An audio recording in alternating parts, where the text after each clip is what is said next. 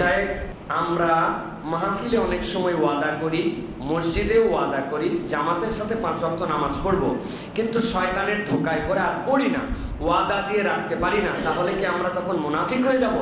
প্রিয় ভাইয়েরা, মুনাফিকের আলামত অনেকগুলি। এর মধ্যে একটা আলামত হচ্ছে ইদা ওয়াদা আখলাফা, যদি ওয়াদা করে খেলাফ করবে। কিন্তু এই যে ওয়াদা করে খেলাফ করা, এটা নিফাকির একটা অংশ।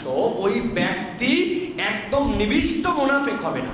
মুনাফিক মানে কি? মুনাফিক মানে যার ভেতরে এক বাহির আরেক। ভালো করে বুঝেন, নাফাক শব্দের অর্থ হচ্ছে টানেল। টানেলের একটা মুখ আছে ঢোকার, একটা বের হওয়ার, দ্বিমুখী চরিত্র। সে নামাজকে অস্বীকার করে নাই, ওয়াদাও করছে করব বলে, কিন্তু মনে মনে এরকম মনে করে না। উপরে উপরে ওয়াদা করছে, কিন্তু ভিতরে ভিতরে বলে দুরু নামাজ আন্দাজে, এটা একটা ফালতু জিনিস, এটার কোনো ভ্যালুই নাই। এইটা যদি বলে তাহলে মুনাফিক থেকে সে কাফের পর্যন্ত হয়ে যেতে পারে।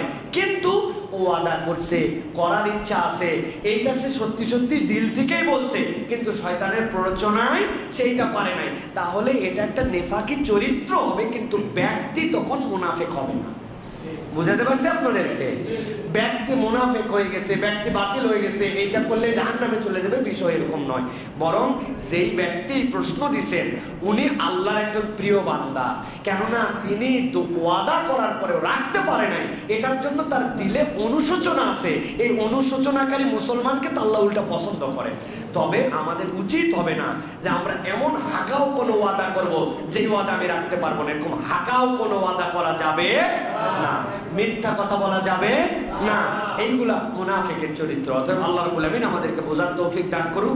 আর ইন জেনারেলি আমরা যারা ওয়াজ করি, আমরা যারা মাহফিল করি, মানুষজনকে হাত তুলায়া বাধ্য করে না বোঝায়া এরকম কোনো ওয়াদা নেওয়া উচিত নয়। আল্লাহ আমাদেরকে বোঝার তৌফিক দান করুক।